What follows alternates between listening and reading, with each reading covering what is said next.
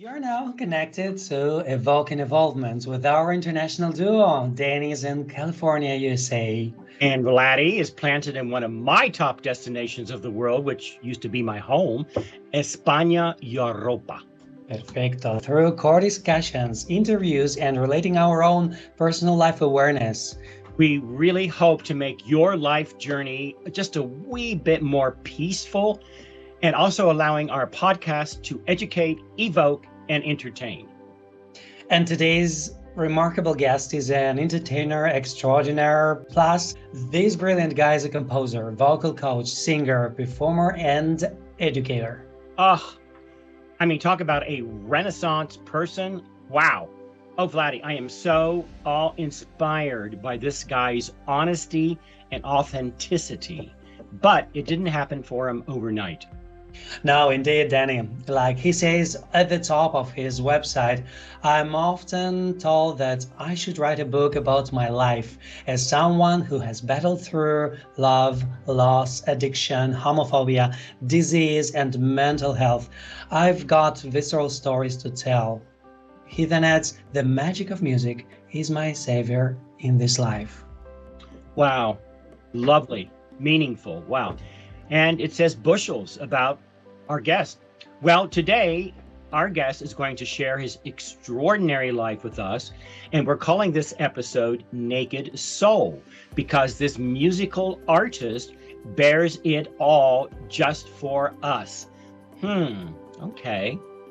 Well, I can't wait. So let me just sum it up before we get to our guest. Another quote of his, living fearlessly is non-negotiable for me. Wow. Well, Danny, talk about evolving. Let's meet this genuine fellow. Evo is honored to welcome to our podcast, Robbie Torres. Thank you so much for having me. I understand that we are lucky to get you on Evo now as you're working 12-hour days. Yeah. It seems you bring Broadway actors to 52 public schools around Manhattan every day, so kids who wouldn't otherwise have the opportunity can experience a live Broadway performance. Then not only that, then at night you teach there on Long Island. Wow. Yep. I do what I love, and I've never worked a day in my life. That's what I always say. If I was given this gift of music, of writing, of communicating to children and adults, I'm going to utilize that gift to my highest degree every single hour of every single day. So I dedicate my entire life to my work and then spreading awareness. Also, outside of my life as a theater artist, I'm also, a person that spreads awareness about HIV/AIDS activism and all of the different science and eradication of stigma that we can continue to accomplish these days too. So I take every day as an opportunity to do good for the world. I was going to bring this up later, but since you brought up HIV and Broadway, I'm just curious, have you ever been a part of Broadway Bears? That's a great question. Broadway Bears is an extension of Broadway Cares Equity Fights AIDS, and I've been lucky enough to work pretty closely with that community for the past 15 years. So I've been a supporter of the Broadway Bears performances in both Manhattan and Fire Island. And then Broadway Cares Equity Fights AIDS also teams up once a year with Playbill.com to produce a concert at Sony Hall in Manhattan where we honor people who have passed from HIV/AIDS and also people who are living with the disease currently, and we tell our stories. So that was one of the most important and cool experiences I've had, was being on stage at Sony Hall, sharing my story to the Broadway community, and you're looking out into an audience of Broadway, industry professionals that I've, absolutely revered my entire life. So be able to be there and tell my story was really, really important to me. And I hope My And story. I want to get into that, but if you will indulge me, the only, unfortunately, because I'm not in New York, the only closeness that I ever got to Broadway Bears was having Nick Adams sign this for me. Yeah, that's epic. He was, I think he's done several Yes. Broadway Yeah. Bears, He's So done those. it is such a great thing to do, and they, as you well know, they have made so much money for the AIDS community. It's just amazing. Okay, so I want to get to what you said, because I am telling you, well, you guys out there, we have titled this episode Naked Soul. So let's get this guy naked, okay? Here. Robbie, your original songs are the tapestry of your life. Robbie, this is your life. You're too young to. That used to be a show. Oh well, I'm showing my age. But anyway, I love how you weave your experience, the highs, the lows, into the song lyrics you're performing. And I'm getting chills. One in particular stands out for me, which was, you have mentioned it already, was the World AIDS Day appearance you did for Playbill's Remember the Ribbon concert in December of 2023. That, as you said, was a benefit for Broadway Cares Equity Fights AIDS. And we will put the link up on the screen, because you have got to see this moving performance. I'm getting chills again. I've watched it 4 times already. I can't get enough. Robbie sang his story, and the song, I think, was called I'm a Fan of Summer. Yep. And it was about your struggles with addiction, your HIV diagnosis, and more. Please elaborate. Yeah, thank you again for bringing more of your audience members to that video, and also just, of course, to playbill.com and Broadway Cares Equity Fights AIDS. So, for those of you who are not familiar with that in the Broadway community, it is an incredible organization that donates millions and millions and millions of dollars each year to research and stigma eradication, and ensuring that our community of artists on Broadway feels seen and supported. So that is huge. If we take it back to 2011, that was the year that I was initially diagnosed with HIV/AIDS, and that had come after I had worked for about 7 years as a sex worker, from the time I was 16 until I was about, I think, 22 or 23. And I'm very open about that facet of my life. Unfortunately, it was nothing that I initially asked for. I had a pretty rough adolescence, and I found myself in a position to support my family and my mom, my brother and sister through my line of sex work. So, it was definitely something that I had to do to support myself and my family during a time that was really tough for us financially. And from there, I wound up creating quite a formidable business in Manhattan as a private escort. And I learned so much about humanity during those years. And it really put a lot into perspective for me about how some of the richest, most 1% of the gay community of individuals in Manhattan are really just searching for connection and camaraderie and a genuine conversation. Some people have all of the money in the world, but what they really are looking for is something that money cannot buy. So I was able to provide that to them, my clients, on a very visceral level. And but unfortunately, once I became very ingrained in that world, the world of drugs and promiscuous sex also really kind of came to the forefront for me. So I found myself becoming addicted to cocaine and crystal meth and chemsex, and I made a conscious decision after a while to quit drugs cold turkey, and and also stop my line of work as an escort.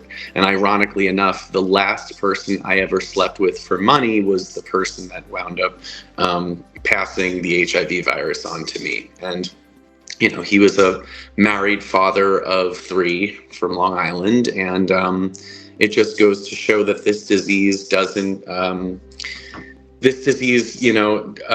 discriminate against class systems, economics, whether you're gay, straight, bisexual, however you may identify, gender-wise and pronoun-wise. This HIV virus is still actively spreading around the world, and we have to do everything we can to stop the spread, and also to ensure that people realize that undetectable is untransmittable. That a person who is living with this disease, like myself, cannot spread the virus to their sexual partner, even if they're having unprotected sex, as long as I take my medication every day and I remain undetectable. So that's really my mission this next year, is to, continue my activism.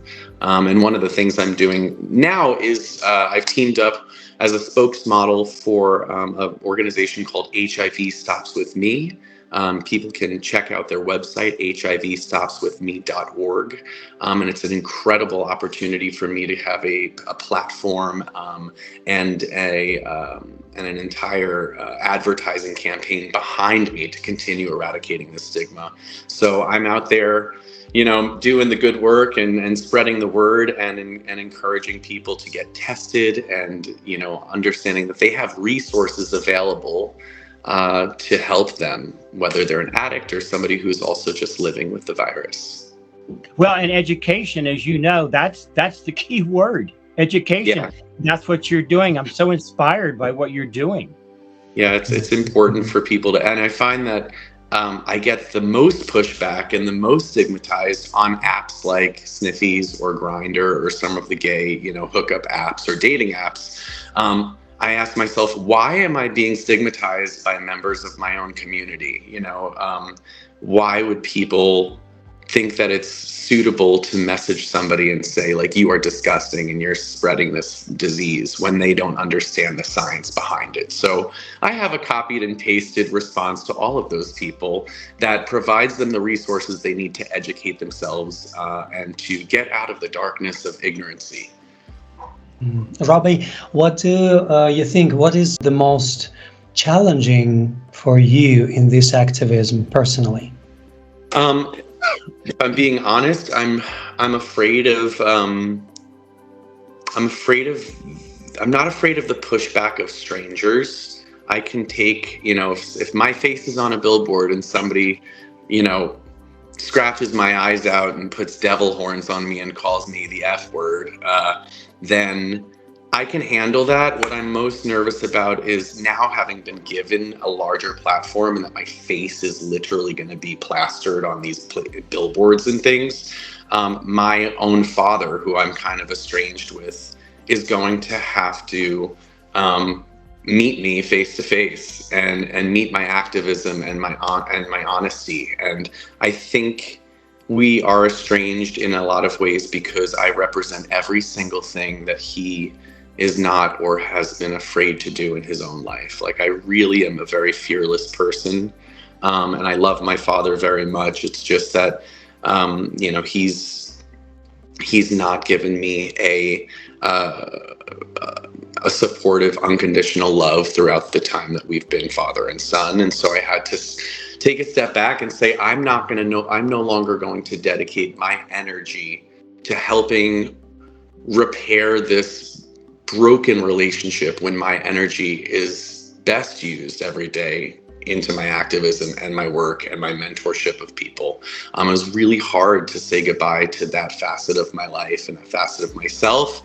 And I just hope that when my father does inevitably see those things out in, society, that he's saying, wow, I'm really proud of my son for fighting for what he believes in. That would be my perfect day in life. Would my father, if my dad would be proud of me for that stuff. And we'll see. Who knows? And what are you most proud of, about you and about your actions? I'm I'm really proud of I'm proud that I get to do what I do for work every day. Like I, went to school for musical theater and I was an actor for many years, but I never took a piano lesson in my life. I just and I'm a music director first and foremost nowadays. Part of the union of actors on Broadway and the union of musicians on Broadway as well. And never in a million years would I think that I would ever make it to be a piano player on that level. Because I'm self-taught. I just woke up one day and I was like, all right, I've been listening to a lot of Billy Joel and Elton John, and I think I can probably like make that happen. And so I'm really proud of that. I actually truly believe, and I tell a lot of my students this, it has nothing to do with where like your socioeconomic upbringing, how many lessons your parents could afford to give you, or how fancy the school you went to is. I really am a huge believer that all of the answers that we need to achieve our destiny in life are already inside of us from the moment we're born, and it's our job to unearth that.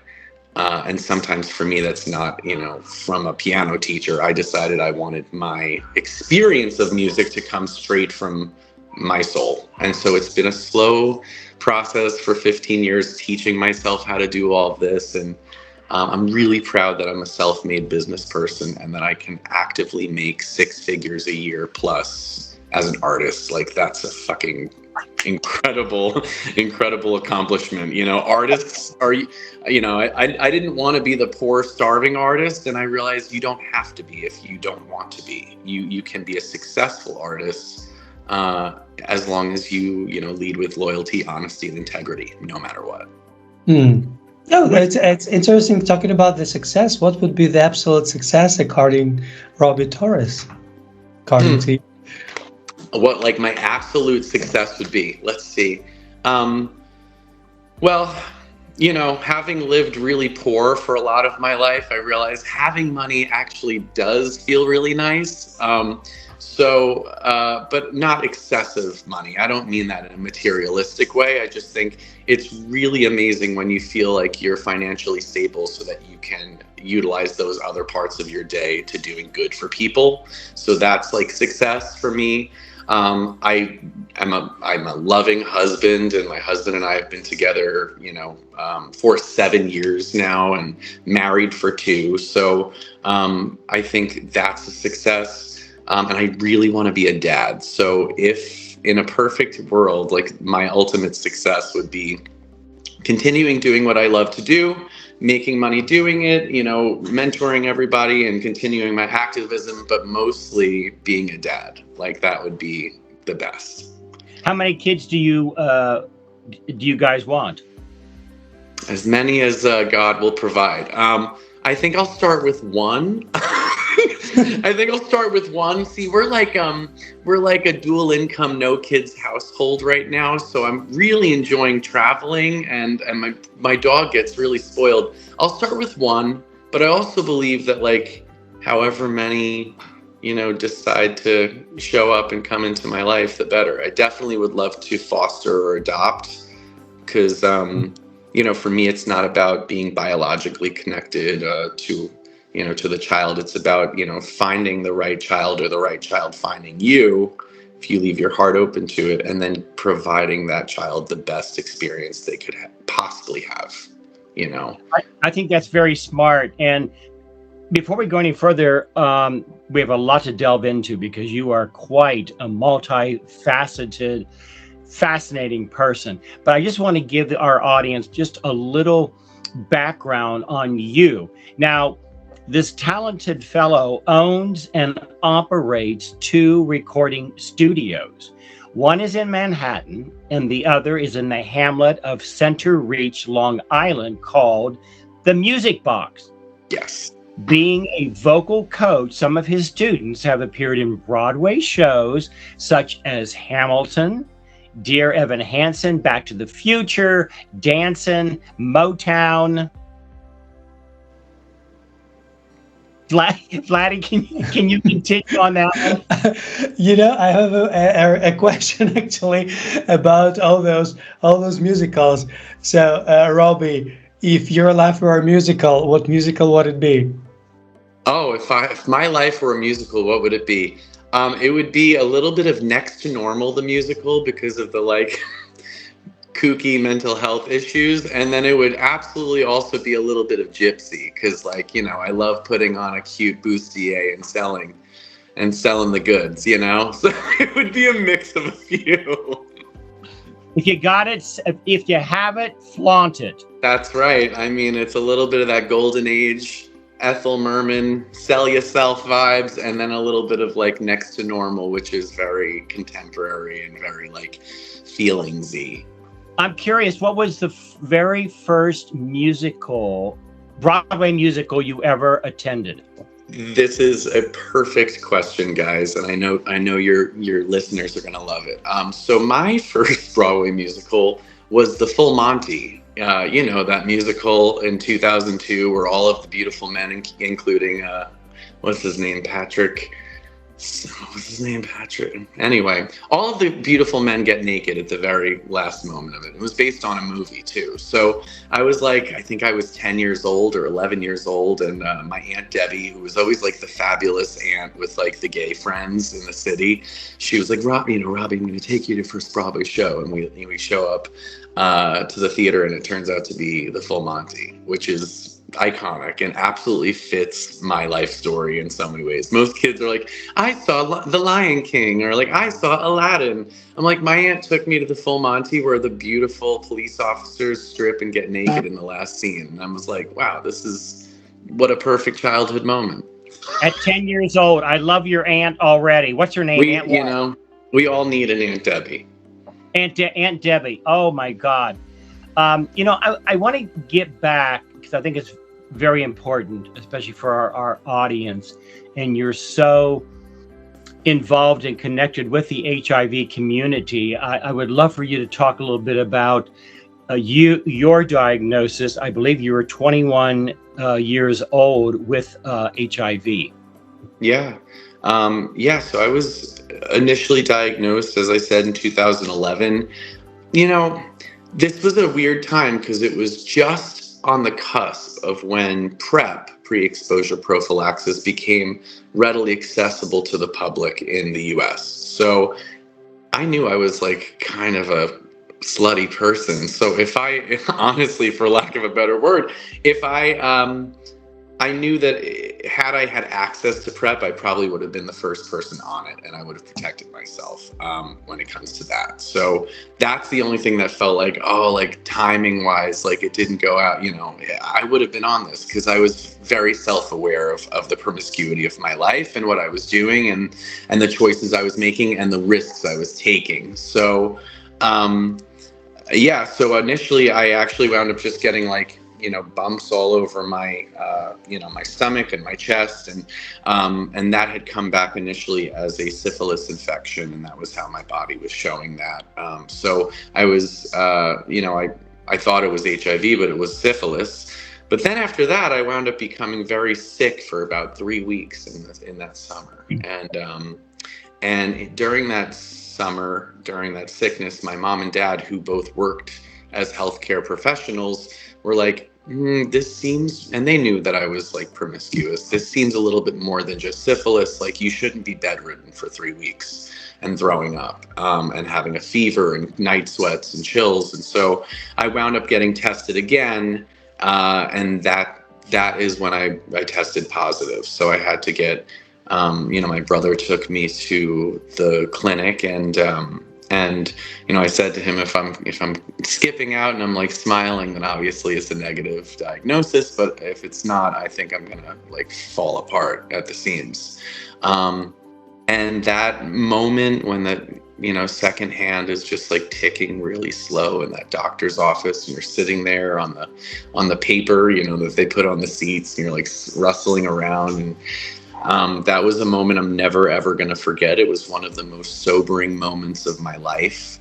And from the get-go, I had support. My story is really interesting because I just got out of this weekend training for the HIV Stops With Me .org, spokesmodelship. They train us all. And I was listening to all these people's stories, like, holy crap, like that is so much more intense than what I experienced. Like, of course, like everybody's trauma is equal, like no matter what you're from. So I realized, like, yeah, they were like, Robbie, your experiences were just as traumatic as ours, but I did have my family's support right from the get-go. We all went to my grandmother's house right after I was diagnosed, and my family embraced me and told me that they'd be there for me. And I had access to the best doctors immediately. So I became undetectable after 2 weeks. And I've had the same doctor ever since, and I've been undetectable since 2011. So it's kind of like being in remission for cancer, It's not going anywhere, but it's also not spreading. So that's good. If you could speak to or talk to yourself at that moment, or being now, what would you say to you? Yeah, that's a really amazing. You guys are so good at this. If I could speak to myself at that time, I would say to myself, this might seem like a death sentence or a terrible, terrible happening in your life. But unfortunately, underneath the surface, or fortunately, underneath the surface of this diagnosis is a window of opportunity for you to rise to the occasion. And it's a calling and a purpose that you're now being thrust into this world of activism because you can be a voice for the voiceless. And that is what I took with me from day one. I've always told my truth from day one. I've never felt shame, never felt guilty. I always just said, I'm a good person who found myself in some pretty rough predicaments in my life, and there's a reason for all of it. And the silver lining is purpose. Where does that fearlessness come from? I want some of that. Oh God. I think I was a very fearful type of kid. I was like afraid of thunderstorms to the point where like the minute it would start lightning and thundering, I would have like massive panic attacks. I wet the bed until I was 12 years old, and I was not really like a social kid at all. Like I locked myself in my basement and did weird shows and like fucking, I don't know, painted Barbies and like was like very arts and craftsy and like wacky as a kid.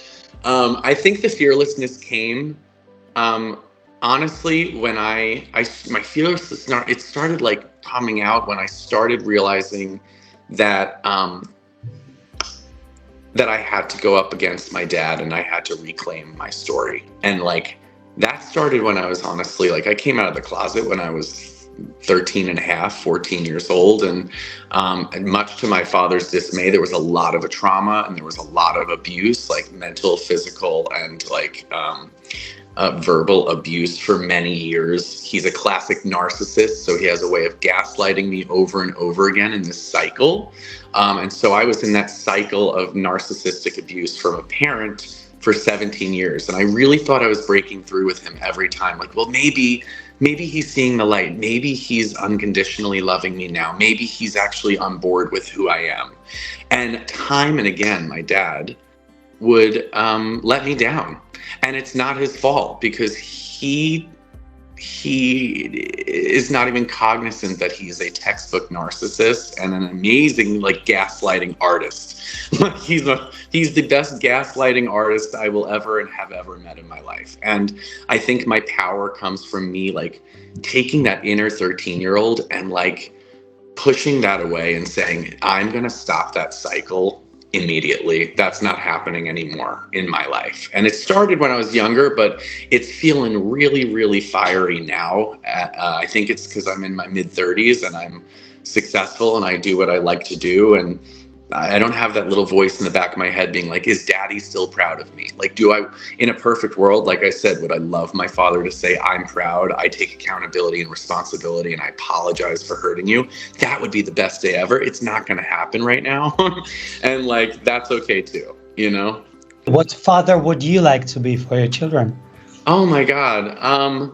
Listen, like if my kid came to me and they were like, Dad, I want to be a football star. I would be fucking figuring out how I could be the football coach. I'd like even if it wasn't things that necessarily like interest me as a artist or theater person, I will be supportive of my child and whatever, lanes they want to explore in their life, no matter what, without any pushback. I also want to make sure that before I become a parent, and this is something I wish more people were cognizant of who are parents or want to become parents, is every single expecting parent should read a child psychology book so that they understand that, a child's brain or a toddler's brain is developing while you're like actively teaching them from day one, and how to not fuck it up.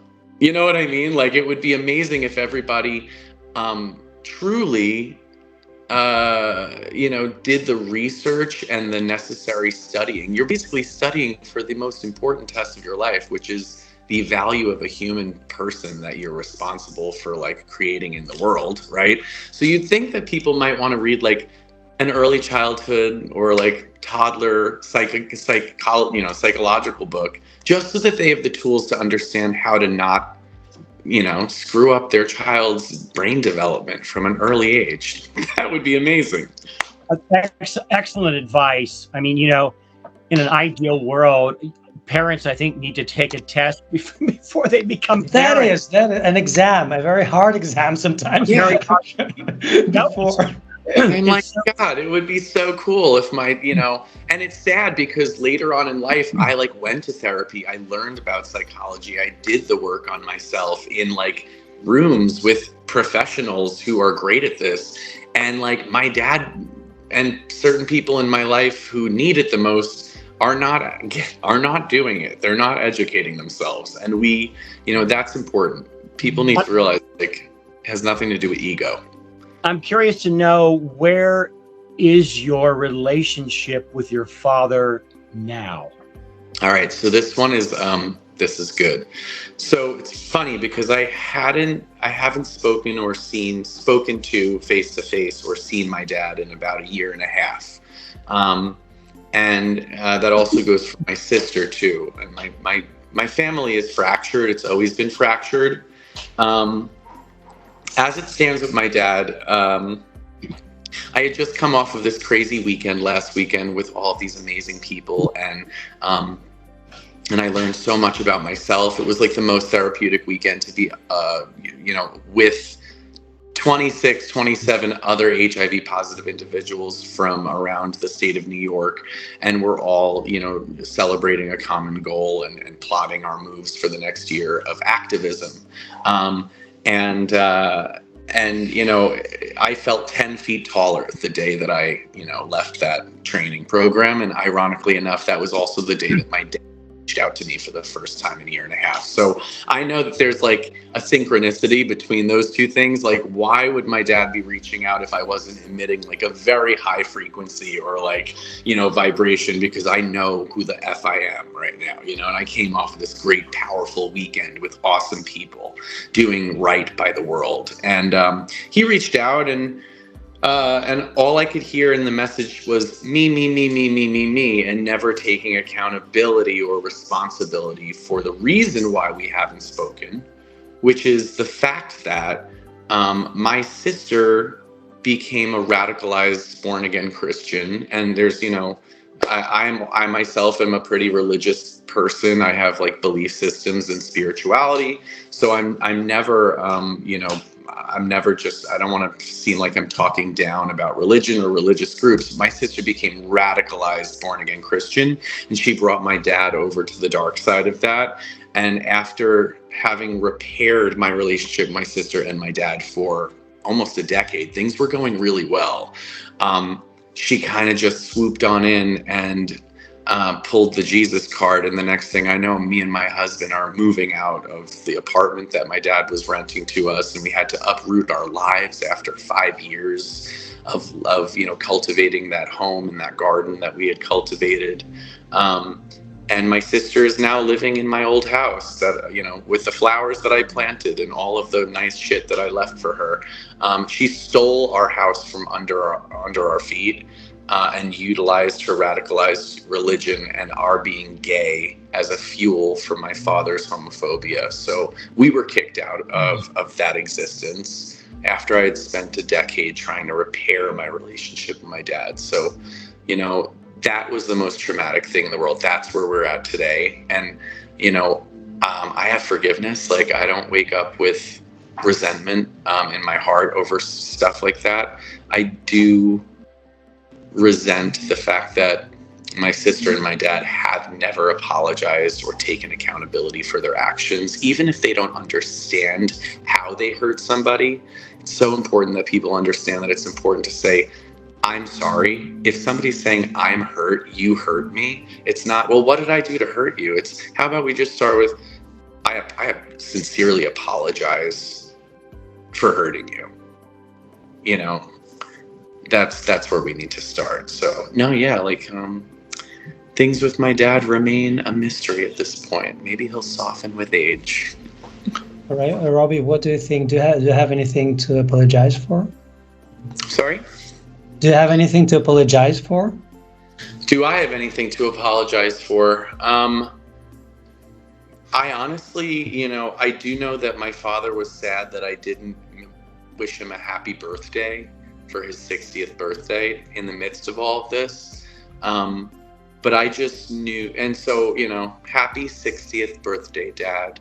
And I mean that honestly, like that's, you know, I'm lucky that I have a dad who's alive. I'm lucky that I have a mom who's alive. So I have friends that lost their parents and they're like, well, at least you have a dad. Like, you know, yeah, he might be freaking crazy, but you have one regardless. So it's important to be like, okay, yeah, my dad turned 60. My dad is still alive. He's out there in the world. Yeah. But other than that, I don't have anything else to apologize for because I have realized that I am not responsible for any of this, the negativity that surrounded those relationships. And they were toxic. And those relationships, like with my dad and my sister, specifically my dad, brought out the worst in me. And I don't want to give any energy to that anymore. Now, why would you want to be around that, right? Yeah. I'm like, you know, my presence is a gift. And I don't say that in a way that's, you know, like highfalutin or like, you know, conceited, but my presence is a gift. And I'm going to give my presence and my energy and my aura and who I am only to people that truly deserve it on a daily basis. And we only have 24 hours a day. So I might as well get, like, really, you have to prioritize, where am I blasting my energy off every day? I think people need to be more curated in the ways in which, like, you only have so much every day. So let's curate where we send that energy. And unfortunately, my dad and sister are not at the top of the priority list right now. You know, there's people that are in need, in like literally life or death need, or they need to be seen, or they need to be heard. I'm dedicating my life to those people first and foremost. You know, I've given 17 years of chances to this individual. I'm not going to continue to, you know, bang my head against the same concrete wall. Robbie, Chris, and you have Spanish last names. Yes. I know, it's interesting. I seem like, you know, I grew up knowing more about the Italian side of my family. So my mom is 100% Italian and Sicilian. And then my dad, where the name Torres comes from, he's also Italian, but he's also Spanish. And we also realized it's not Spanish from Spain, it's Puerto Rican. So when I was growing up, my family basically, you know, almost 100% identified as Italian American.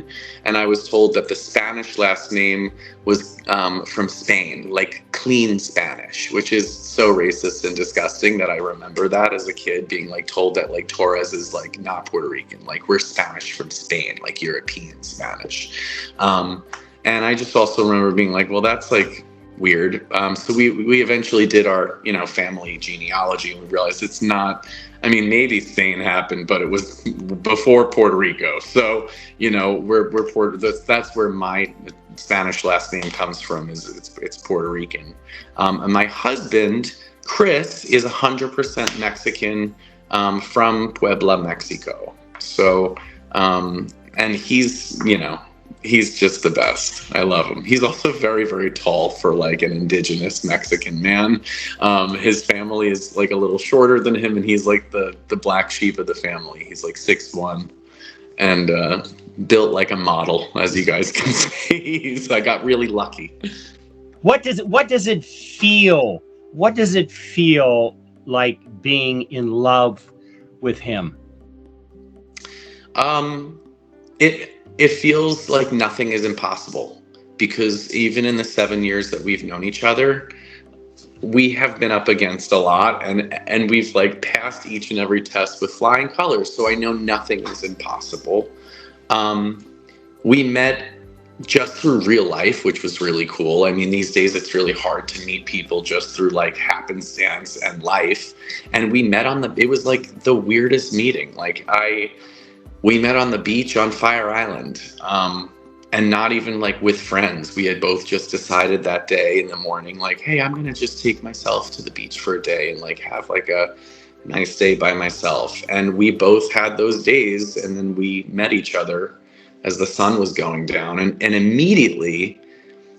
I immediately first off like felt it was a very personal connection and very intimate connection right from the beginning. And I don't mean like sexually intimate, although we did. I mean, I tried it before I buyed it. Okay. Like I tested that too.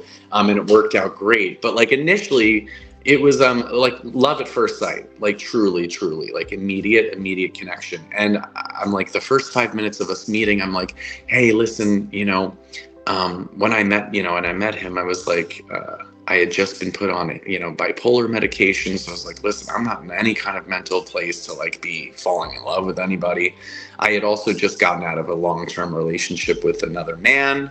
So I had not really been looking to date. And I was living in my childhood bedroom again on Long Island, and I was basically broke. This was 7 years ago. And I'm like, you don't want me. I'm like HIV positive. I was like, I'm on bipolar medication, and I've got fucking actually nothing to my name. And from the minute he met me, he embraced every one of those intense truths. And we we got together. And he's just the most incredible person. Anything is possible with Chris. I love it. I want to switch gears a little bit and talk about your songs. And so let me see. There is a song that you wrote and that you sing called Rain, and it's about your former boyfriend, Jacob, I believe was his name. Yeah.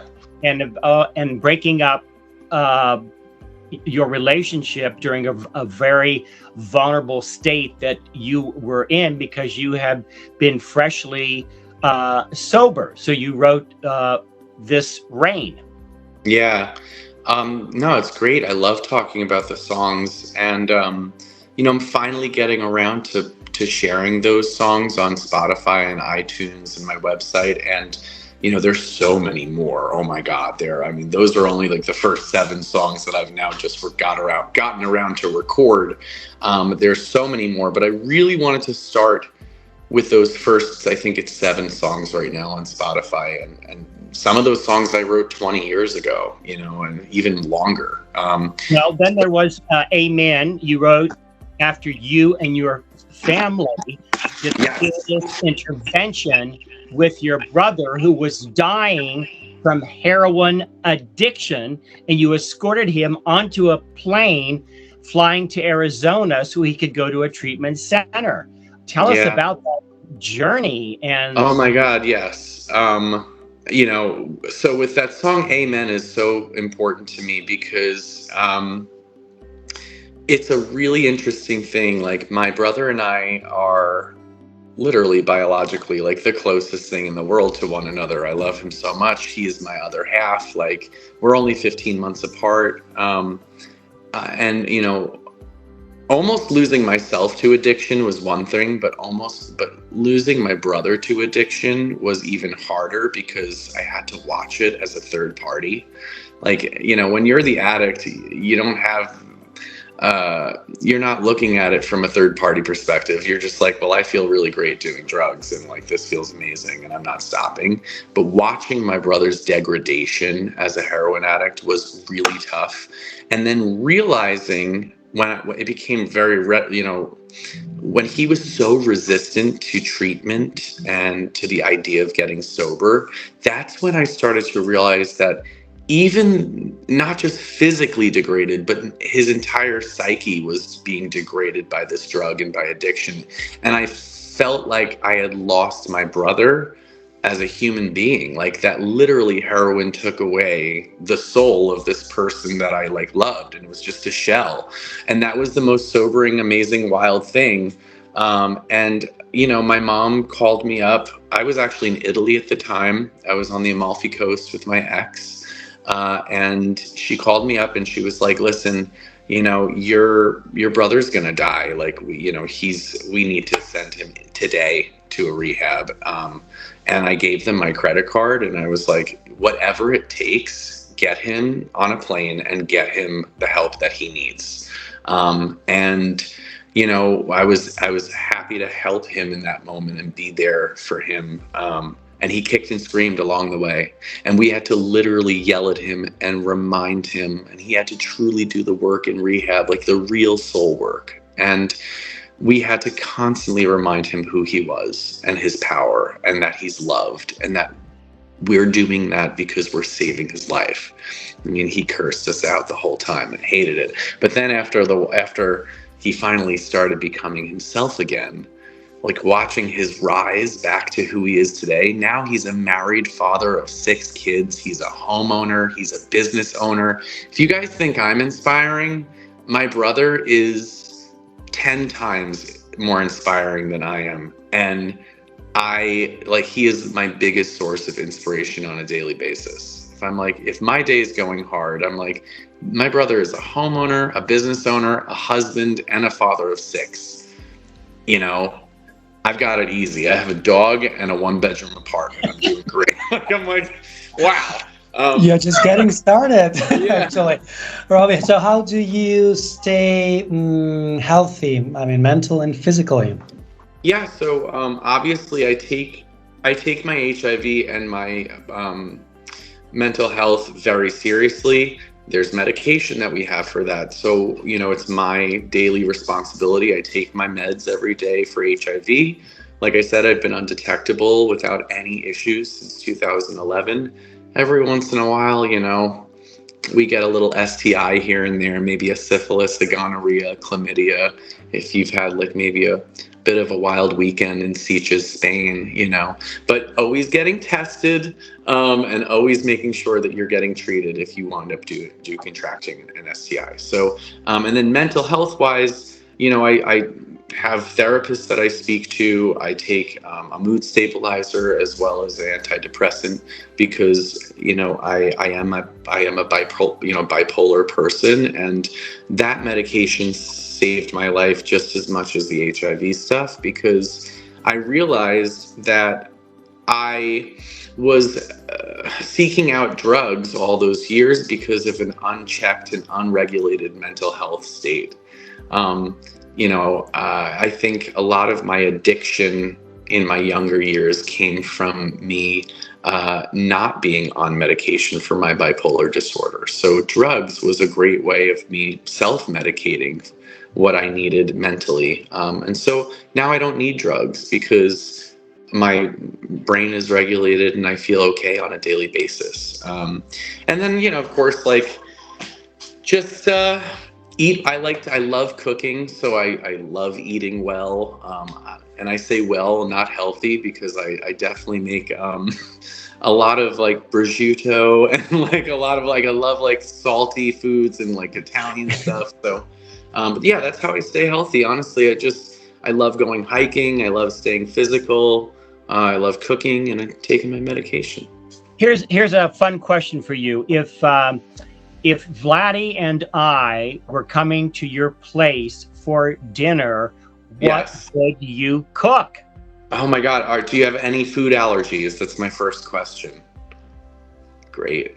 My kind of people. This is fantastic. All right. Well, I mean, I would start with a nice like antipasto, like a little bit of a cold antipasto too, maybe with like, sometimes it's nice to have like a little seafood antipasto salad, like with, a little bit of that. I also really love making like orecchiette pasta with broccoli rabe, sun-dried tomatoes, and some sausage, some fresh cracked pepper on there.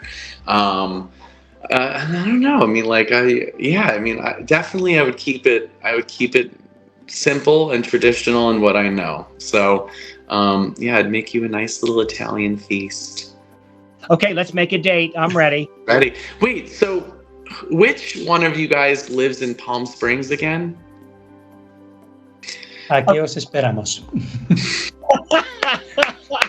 We're waiting for you here. We're ready. Here's a couple of fun little questions for you, I hope. When was the last time you cried? Last weekend. I cried on Sunday. You want to share? Oh yeah, of course I cried. I cried all weekend listening to all these people's stories with the HIV Stops With Me campaign, I really cried the most, when we all have to say goodbye to each other, because there's some people that I might not see until next year's trainings, weekend in the city. So, it's sad getting so close to those people and learning all of their deepest, darkest secrets and their stories and what fuels them. And then realizing that we are all singularly off to the races when it comes to like our own activism in our own lives. So that's why I was definitely. It's like being an actor coming together to do a show, and it's so intense and you're so close, and then everybody goes their separate way.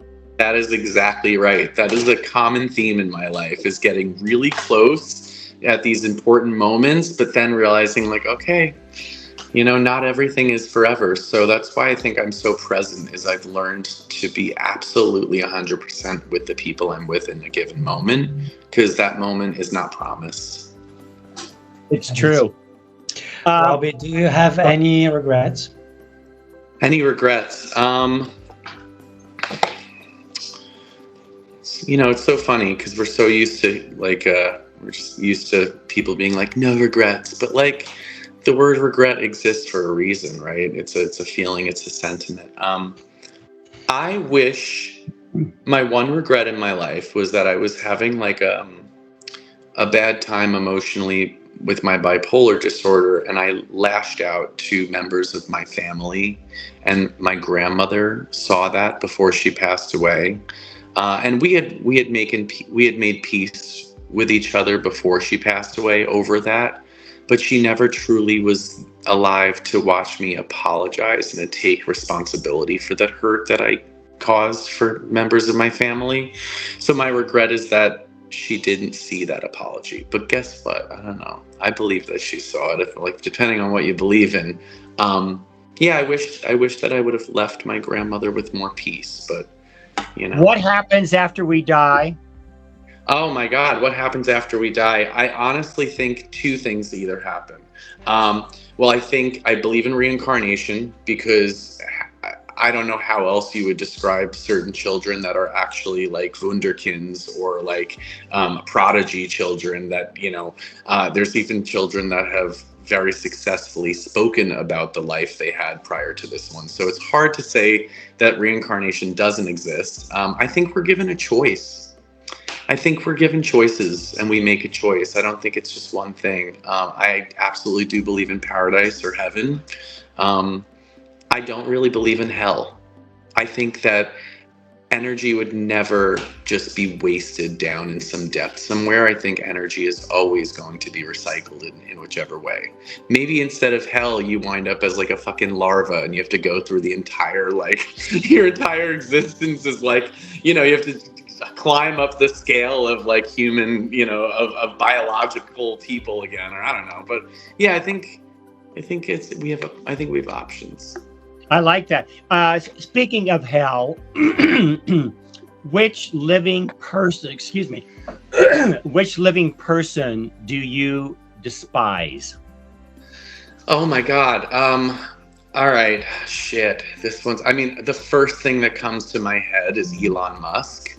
Oh, I think that Elon Musk is public enemy number one right now.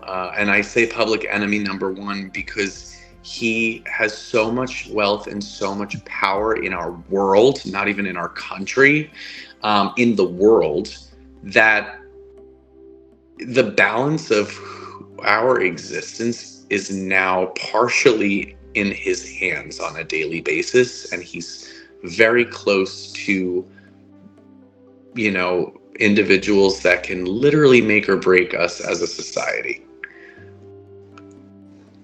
I'm in total agreement. Have you ever? Let's change that subject quickly. Have you ever been starstruck? If so, by whom? Yes, I was starstruck by Lady Gaga. I was lucky enough to attend the Billboard Awards Gala in New York City many years ago, and she sang, and I had never been like close like that to somebody, and I'd seen her backstage, and it was just yeah, I had never been so starstruck in my life. It was the fucking energy coming off of that human was unbelievable. Like you could literally palpably feel how incredible her soul is. Name one of your favorite movie musicals of all time. Movie musicals. Wow, this is really, I love that. All right, so I think obviously Wicked just came out and they did a beautiful job with Wicked. I thought it was amazing. Prior to Wicked, I really loved the Into the Woods movie that they made with Meryl Streep and James Corden and Emily Blunt. And then if we're gonna go way back, it's gotta be Cabaret, because you can't get better. Liza Minnelli and then Bob Fosse and Joel Grey all in one vibe, right? So, yeah, Cabaret, absolutely. Who is your celebrity crush? Oh my God. I love Tom Holland. I think he is absolutely incredible and beautiful. And there's a Broadway, I have a Broadway crush. Chris, what's his name again? He was in the revival of West Side Story. He was so hot. What's his name? I don't know. I'll have to come back to you. But definitely Tom Holland, especially after he's like bulked up a little bit. He's giving like Butch Twink, like twunk vibes now, and I'm like fully here for it. Yes. What do you usually wear to bed at night? Absolutely nothing. I am naked every single moment I can possibly be in my own home. I'm like one of those people that like, I come home, I let the dog out, I shut all of the blinds, and and I take all of my clothes off. Oh my. Name one of your favorite TV sitcoms. TV sitcoms. It's Always Sunny in Philadelphia. It always makes me laugh. I've never seen that yet. I mean, I love the cast. I love Danny. Yeah. I know it's been on for 15 years or something. Yeah, it's been on for a while. And like, I'm not usually a sitcom person too. So like, I also love, like, if we're talking dramas, I love Shameless. I loved, what's the one? 6 Feet Under years ago was amazing. Queer as Folk, old school Queer as Folk, like from like HBO in the late 90s. Or yes. Amazing. Who's your favorites from Queer as Folk? Oh my God. It's been so long. Who's the blonde one? The pretty blonde boy. The youngest. Yeah. Yes. God, it's been. I have to rewatch it now. I bet I would look at it differently now that I know his name is Randy, but I don't know if that's the actor's name or if that's. I think Randy. I just remember like loving him as a kid. Like I just like was like, oh my God, like he was just giving like beautiful man vibes. But yeah, I think Shameless is more my style too, or Breaking Bad. Those are. Oh my God, Breaking Bad. Talk about intense. Have you seen The Fall yet with Jamie Dornan and Gillian Anderson from 2013, I believe. I just finished it. Oh my God. I gotta check it out. Talk about intense and boy. Yeah, The Fall, Fall. It is these two together. Oh my God. Now, what is the last thing you do before you turn the lights off to go to bed at night? Last thing I do before I turn the light off to go to bed at night. Honestly, we get our dog right in between the two of us. It's so funny. We literally we bring Oliver, our dog Oliver is always on the blanket at the edge of the bed. We pull the blanket up in between the two of us, so he's just like right there.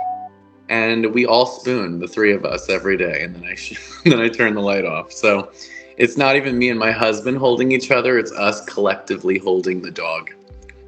I love it. I love it.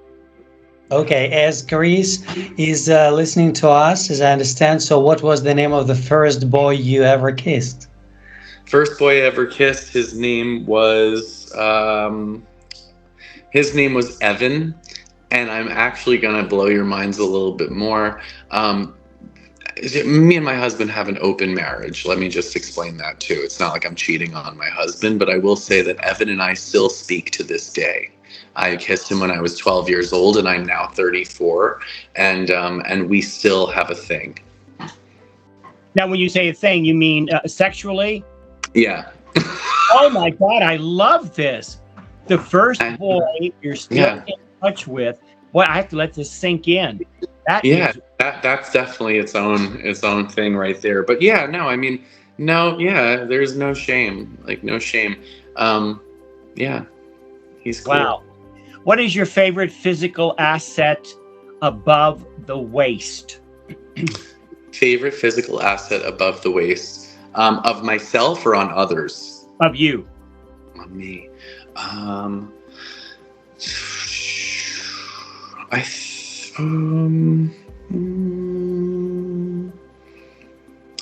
think honestly, that's a really weird one. I hate talking about myself. Above the waist. Well, I got big titties now. I need to lose some weight. Let's think. I like my eyes. I'm honest. I know I don't have blue eyes, and one of my eyes is bigger than the other two if you really start looking closely at my face. But my eyes literally are always dead ass, ready to go and talking. So I will say my eyes. I love it. Now, what's your favorite physical asset below the waist? Penis, absolutely, 100%. We're gonna get a lot of, and we don't do. Yeah, I'm sorry, and not shaven, by the way. I don't want a bald chicken. I'm looking for, a little bit of something there. Okay. Who do you want to play you in the biopic of your life? Certainly not Adam Driver, because everybody thinks that I look like Adam Driver. And so, I feel like, please don't choose Adam Driver to play me in the biopic. That's so terrible. Who would I want to play me in the biopic? Let's see. Let's do I would love if Lady Gaga did a gender bent version where she kind of remember when she was also a guy years ago, she'd show up in man drag as her Italian brother or something. I feel like I would want her to play me because obviously casting is very diverse nowadays, and we don't always have to just look at a man playing a man or a woman playing a woman. I'd love for her to put on some male drag and play me in the biopic. I think that's a great answer.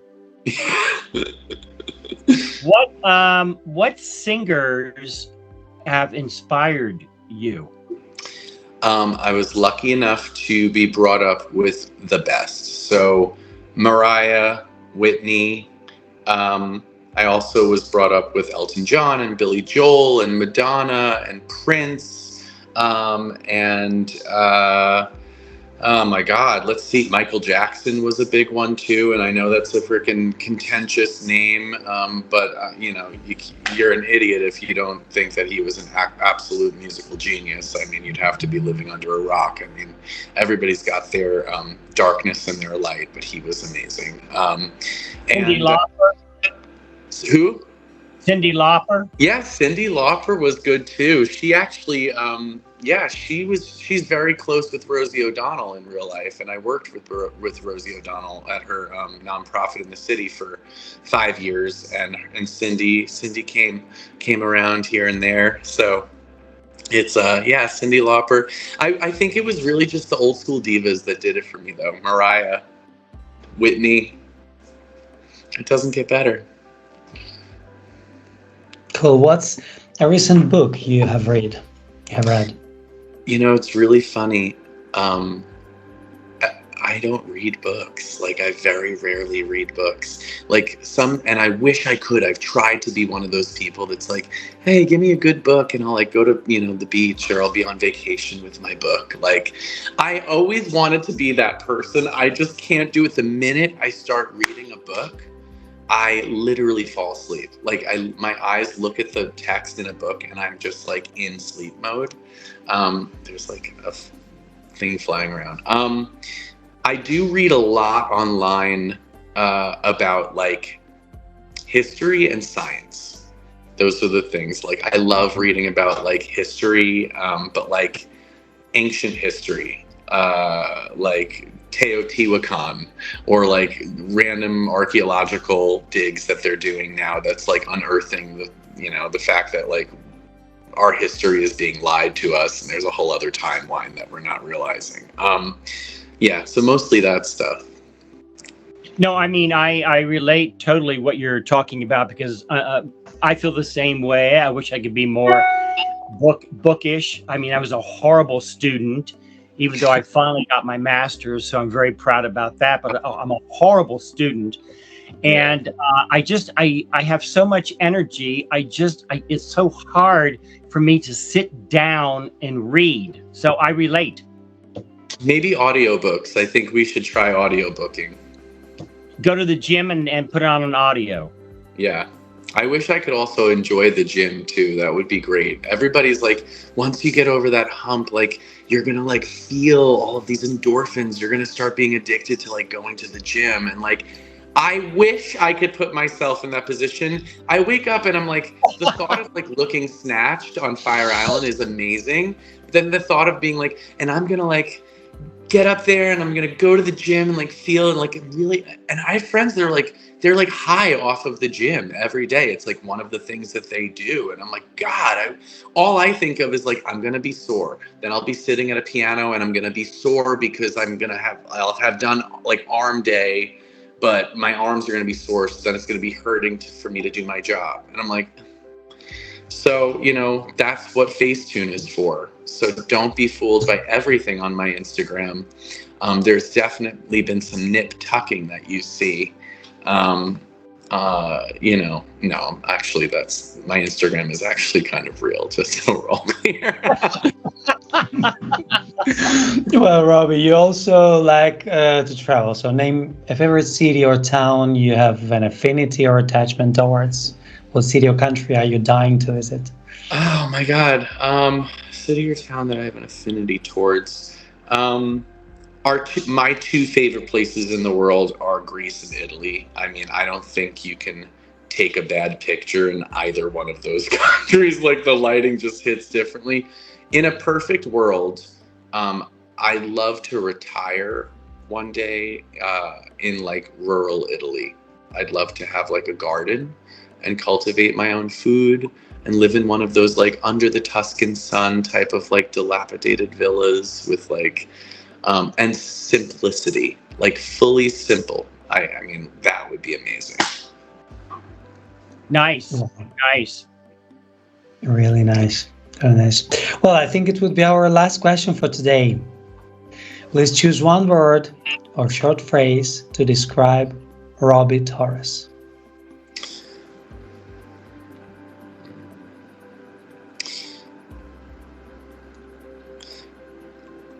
I think we hit it before, fearless. Fearless. I know that I should be afraid of things in my life, but I don't feel fear. What I feel is maybe the anxiety of overcoming those things, but it's not fear. I'm not afraid of things. So I'd say fearless. Well, I mean, this makes sense to me because I feel the opposite of fear is love. And you're all about love, not only loving yourself, and you've learned to love yourself, but loving others and giving of your love to others. So I would say you're encapsulated with love. Yeah, that's the most important thing. I think we all have to remind each other. And I know it sounds so cliche and so overdone, but like if we lead with loving one another and understanding the things that that tie us together as glue in the human experience, God, your day is going to be so much better. I promise you. For anybody listening, if you're having a rough day or you're wondering what you need to do to change in your life, wake up tomorrow, look at yourself in the eyes in the mirror while you're brushing your teeth and say that today I'm going to choose love. I'm going to choose to love the shit out of every single person. I'm going to love the truth out of them. I'm going to love the hatred out of them. If we all did that, I really believe the world would be incredible. Before we let you go, I just another question came to my mind. I want to know, how